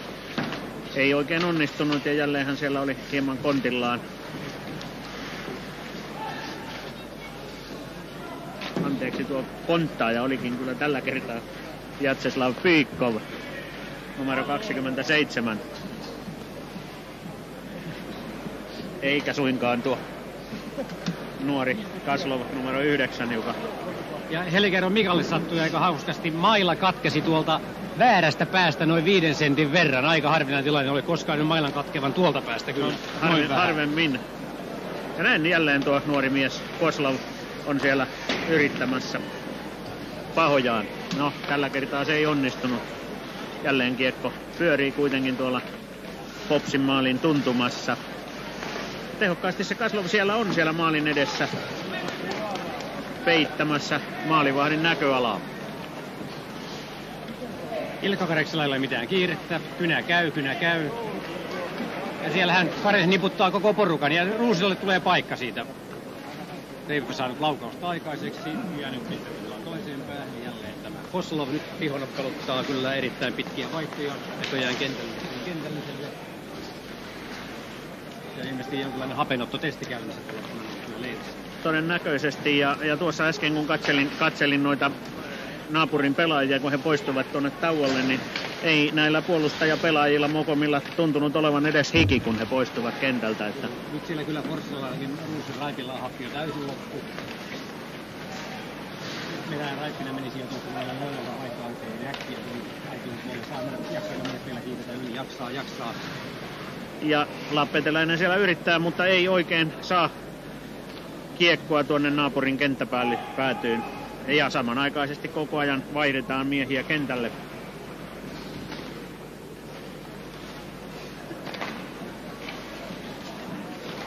Näppärästi siinä naapuri kiertää Popsin pelaajia. Viimeisenä lukkona Popsilla kuitenkin edelleen siellä on Harri Tuomi, jonka hanskan alle kiekko nytkin päätyi ja näin peli katko. Olisihan se komia, jos Tuomi pystyisi tässä 3. erässä pitämään 0, että ei pääsisi ainuttakaan maalia tuonne selkänsä taakse. Tähän suoritukseen ei tule MM-kisoissa varmastikaan moni maalivahti neuvostoita vastaan pystyy. Epäilen. Saa nähdä, pystyykö Tuomi. Ja jälleen siellä kiekko uhkaavasti pyörii tuolla Popsin maalin tuntumassa. se on aivan niin kuin olisi tuollainen pakkopelitilanne siellä käynnissä, eli ei siihen juurikaan naapuri päästetä tuohon kiekkoon välillä. No nyt se kuitenkin saatiin pois tuolta Fopsin kenttäpäädystä, mutta Kujalan vauhti ei siinä oikein riitä. Ja näin naapuri tulee jälleen ja laukaus tällä kertaa ohi maalin.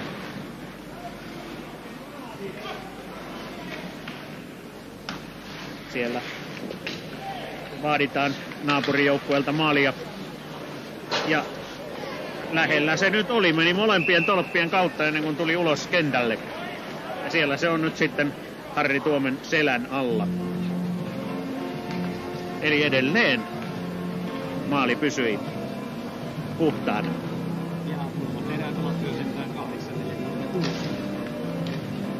Huomaatko muuten, että Fox johtaa tätä erää 1-0?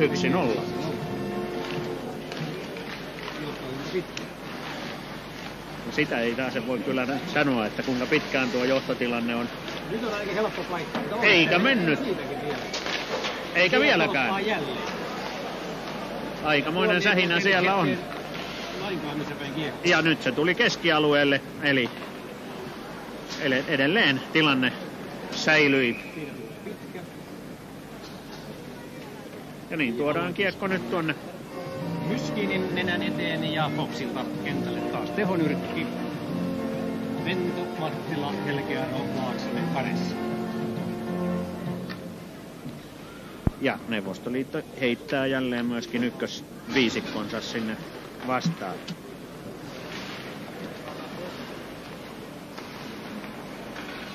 Kares heitti tuonne toiseen laitaan. Laaksosen Mikko oli kuitenkin hiukan myöhässä eikä ehtinyt tuohon. Mutta edelleen Pops pystyy katkaisemaan ja Kares vie kuin viekin kiekon tuonne, antaa sen Laaksosen Mikolle, mutta Mikon syöttö ei oikein tavoittanut Helkearon Mikan mailaa ja näin pääsee naapuri jälleen tuomaan kiekon tuonne Popsin kenttäpäätyyn. Hyvin siellä Mattilan Sami ja kumppanit kuitenkin katkaisevat Neuvostoliiton maalintekoyritykset ja niin noustaan jälleen tuonne. Ja hienosti Helkearon Mika siinä kiersi. Ai. Laaksonen yritti tarjota Kareksille loistopassia tuonne takatolpalle. Eikä vieläkään.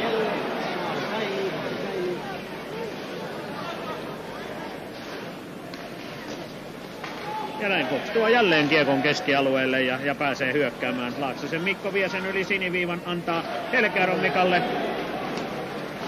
Eipäs ollutkaan, vaan se oli Säterin Esa, joka oli tullut kentälle. Fox vaihtaa koko ajan lennossa ja edelleen pysyy Harri Tuomen maali puhtaana. Tuomen on ilmiselvästi päättänyt taistella tämän kolmannen erän. Näin se todella näyttää olevan. Ja samalla kun hän sulki tuon kiekon, niin saatiin aikaan se tärkeä vaihtotilanne. Eli saatiin verekset miehet kentälle.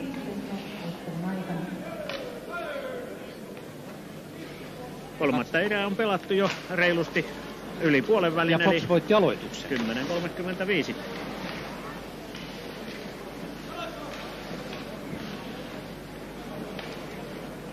Edelleen Fox johtaa muuten tätä erää.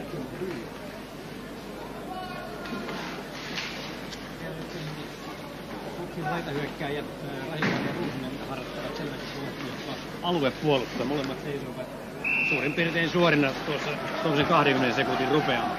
Kyllä. Ja Harri Tuomi hyvin eleettömästi nappasi kiekon hanskaansa.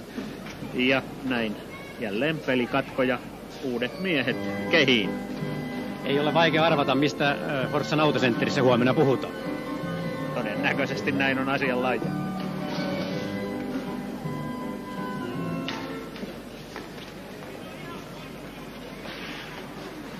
Kulosen Timo lähtee ottamaan vauhtia tuolta oman maalin takaa. Kiekko ei taas vaan oikein pysyä siinä mailassa.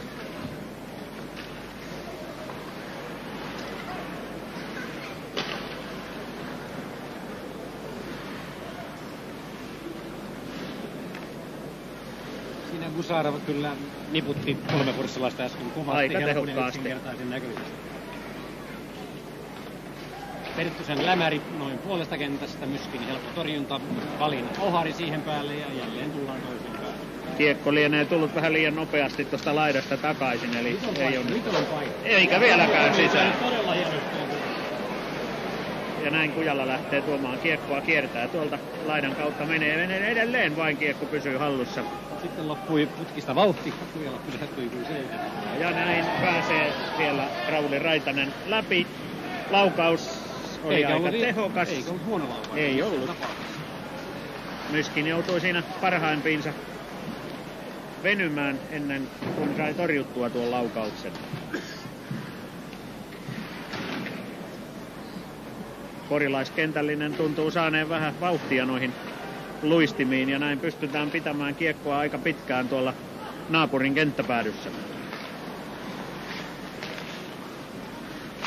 Edelleen on kiekko täällä Neuvostoliiton puoleisessa kenttäpuoliskolla. Ainakin tämä puolestaan numero 5 Musarov pelaa erittäin pitkää vaihtoa, on siellä jo 3 minuuttia.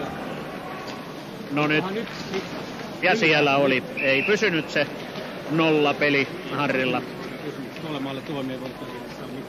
13 minuuttia sentään meni melkein tätä erää ennen kuin se ensimmäinen maali sinne upposi. Tilanne 30. Ja ottelu aikaa on kulunut 52-47.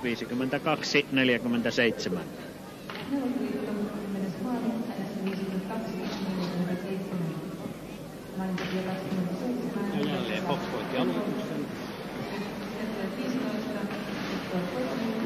Mikko Laaksonen.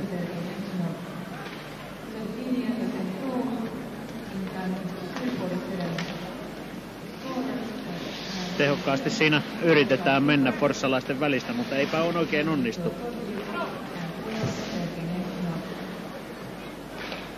Siellä se kuitenkin edelleen pyörii tuolla Foxin kenttäpäädyssä tuo kiekko.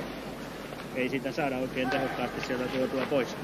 No nyt uusi yritys. Mikko Laaksonen antoi, mutta tuli vähän pahasti tuohon Kareksen. Vento pääsee tätä vasemmalta. Ja nythän Ventohan purjehti ja paneeko kiekon reppuun. Ei ihan laittanut. Siellä se oli tolpalle, se jäi tuo kiekko.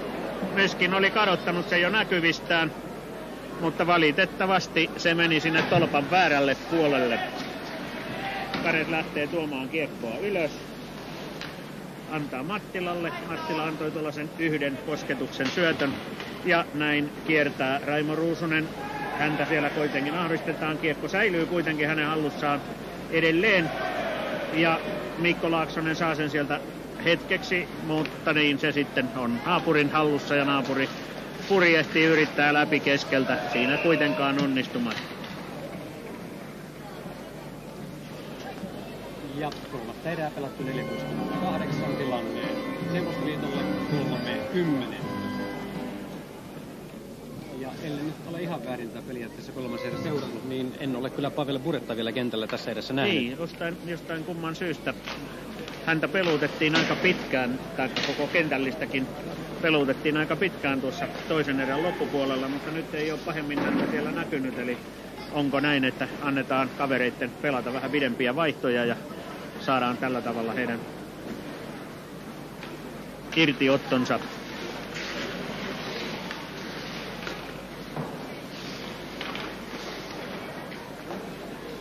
Ja hapenottokykyänsä tehokkaasti tarkkailtua. Hyvin tarkkaan tuossa Tihonen seuraa tuota tilannetta ja kyllä sinne muistikirjaan menee melkoisesti niitä merkintöjä aina tarpeen mukaan.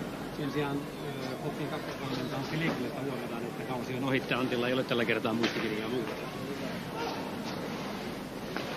Mikko Karhu. Erinomainen syöttö on nyt toisella laitaan Lappetilaisen Lappetilaisen Sukkoa. Tehokkaasti muuten nuo Neuvostoliiton pelaajat suojaavat tuota kiekkoa, kun lähdetään kiertämään vastustajaa. Jäi Kujalalla 1-1 tilanne, mutta Kujala ampuu eikä ampunut ollenkaan huonosti. Hieman yli. 5 senttiä ohi. Ali, Sulonen. Perttunen ottaa vauhtia, mutta ei saanutkaan syöttöä, vaan syöttö meni Valille, joka lähtee kiertämään ja kiersikin tuossa. Antaa syötön, mutta hieman ohi Kujalan mailan ja näin tulee jälleen punanuttu, joka kiertää tuolta kiekon kanssa ja jättää puolustajan aika tehokkaasti. Timo Kulosen 49 numeron luistin tiellä ja kiekko näkyy siihen. Tarkasti katsotaan, minne kiekko annetaan, ja Perttunen antaakin syötön Valille, ja Vali yrittää sen antaa tuollaisella jalkapalloilijan syötöllä eteenpäin, mutta ei ihan onnistunut. Sattuu sitä muuten hutilyöntäjä noille, niin näin voi sanoa.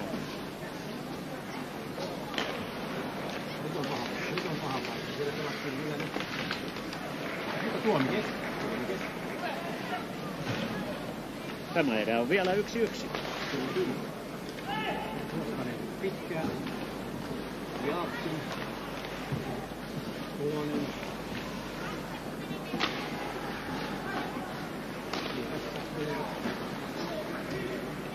Jyrkkiö.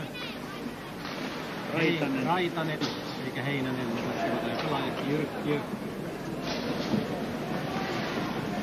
Kaslov siellä jälleen oli yrittämässä läpimenoa, mutta ei tällä kertaa siinä onnistunut. Ja siitä tulee pitkä.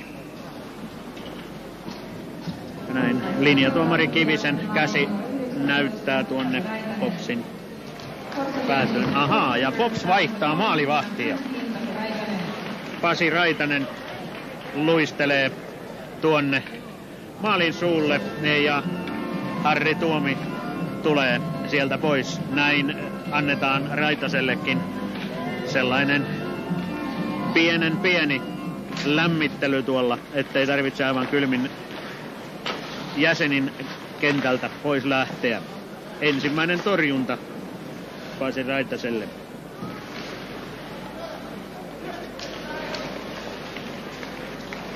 Otteluaikaa on jäljellä noin 2,5 minuuttia.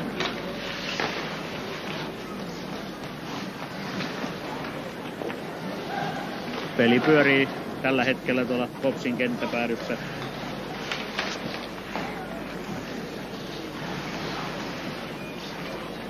Jälleen on eräänlainen pakkopelitilanne, nyt se saadaan purettua. Ja Laaksosen Mikko lähtee kiitämään tuonne toiseen päähän. Ja saakin kiekon, mutta vain hetkeksi haltuunsa. Ja Mattilan Samilta laukaus tuonne päähän. Sieltä se kuitenkin tulee hyvin nopeasti tuonne keskialueelle ja naapuri yrittää laukaisuja. Siellä oli maali siirtynyt paikaltaan ja näin vihellys katkaisi pelin. Tosin siinä Raitanen kerkisi suorittaa torjunnan ennen kuin tilanne katkesi.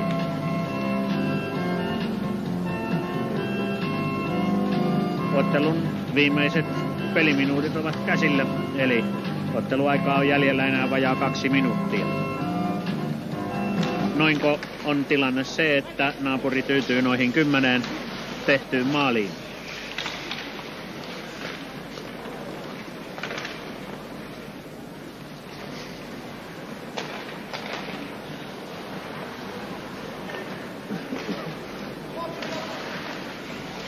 Hyvin se kiekko siellä kuitenkin pyörii tuolla Popsin kenttäpäädyssä.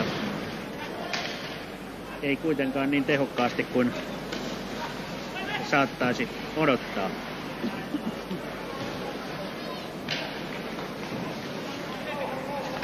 Lappeteläinen lähtee tuomaan kiekkoa yli keskiviivan, antaa syötön Jaloselle. Siinä popsilaiset olivat pitkänä ketjuna tuossa siniviivalla, mutta ei kuitenkaan onnistuneet sitä kiekkoa viemään sen yli. Jälleen Samu Jalonen, ei vaan se olikin tällä kertaa Esa Säteri, joka suoritti tuon katkaisemisen ja näin saatiin kiekko sitten tuonne Neuvostoliiton kenttäpäätyyn. Pelaamme ottelun viimeistä minuuttia.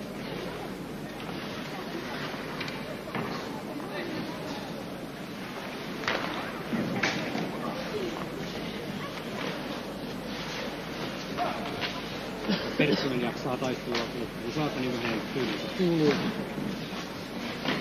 Lappeteläinen sillä painaa neuvottelua laitaan ja Perttunen menee mukaan sohimaan.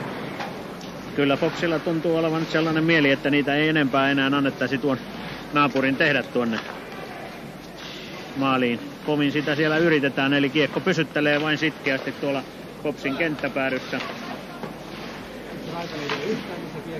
Torjunta siitä kuitenkin hänelle tuli ja näin Popsi sai kiekon. Karhu lähtee pyörimään tuossa keskialueella vielä viimeiset sekunnit.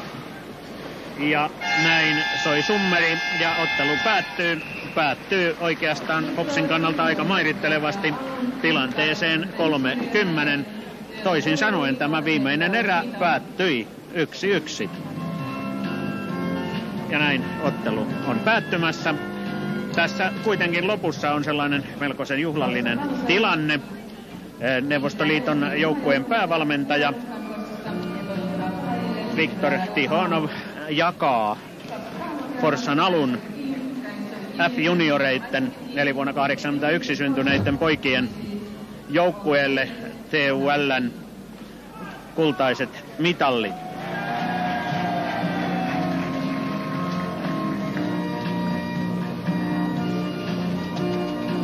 Ja siellä on Oskarin kokoista jääkiekkojen alkua jo valmiina suureen hetkeen. Harva suomalainen juniorijääkiekkoilija voi ylpeillä saaneensa mitallin itsensä Viktor Tihonovin kädestä. Hetki on varmasti pojille hyvin arvokas. Kyllä, ja varmasti säilyy heidän muistissaan hyvinkin pitkään. Onhan se komeata sanoa, että on saanut mitallinsa Viktor Tihonovin kädestä, ja se antaa määrätynlaisen arvokkaan tunnun tuolle mitallille. Onhan kyseessä sentään eräs maailman parhaista jääkiekkovalmentajista. Ja näin ensimmäinen mitalli asetetaan nuoren kiekkoilijan kaulaan ja käden puristus. Tuskinpa pojat tuota kättä kovin nopeasti ainakaan pesevät. Onhan se sen verran hienoa sanoa, että tällä kädellä olen puristanut Viktor Tihonovin kättä.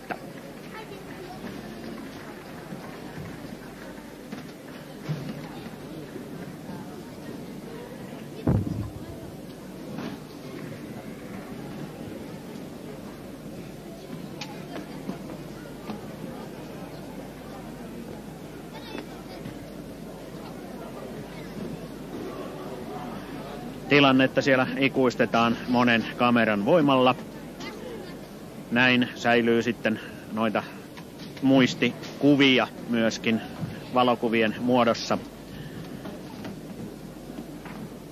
poikien albumeissa.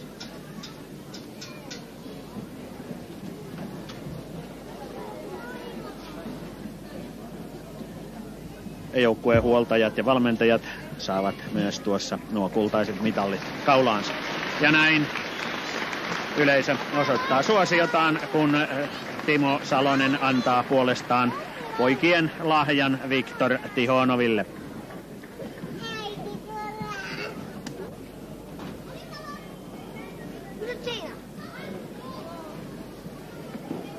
Tulkin välityksellä sitten Salosen Timo lukee tuon tekstin, mitä korttiin on kirjoitettuna sekä Viktor Tihonoville että valmentaja Igor Dimitrieville.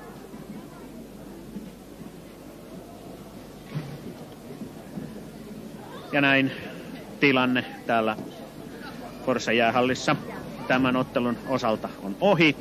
Ja hyvin lähellä on myöskin tämän jääkiekkokauden loppuminen, sillä jääkiekon maailmanmestaruuskisat alkavat ja seurauksena siitä on se, että täällä Forssassa jää sulatetaan noin runsaan viikon kuluttua. Sitä ennen täällä kuitenkin vielä pelataan turnaus, jossa turnauksessa osanottajina ovat kaverit, jotka ovat pelanneet jääkiekkoa jo tuolla 50- ja 60-luvulla.